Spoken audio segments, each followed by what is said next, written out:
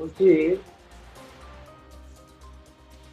আমাদের যে যিনি বিডিও ছিলেন রাজধানী বিধানসভার ক্ষেত্রে, উনি বিডিও না সোনা ব্যবসায়ী ছিলেন, হুম। সেটা আমরা কিছুদিন পরে জানতে পারলাম যে ওনার ঘর থেকে নাকি এক দেড় ভরি সোনা চুরি হলো, একটা লোককে খুন করা হলো।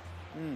আমাদের যেটা মনে হয়, সাধারণ মানুষের যেটা ভাবনা, উনি সোনা ব্যবসায়ী হিসাবে যে সোনা ওই মায়ানমার এবং ভুটান থেকে যে সোনা আসতো, সেই সোনা নিয়ে উনি কলকাতা যেতেন। হুম।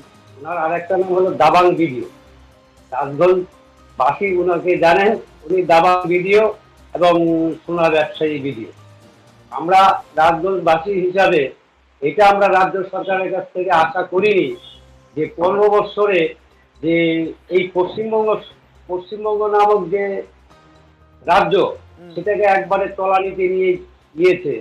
যে আপনি বিডিও বলুন আর বিভিন্ন আমলাই বলুন, হুম। সব আপনার দলীয়করণ সব হয়ে যায়।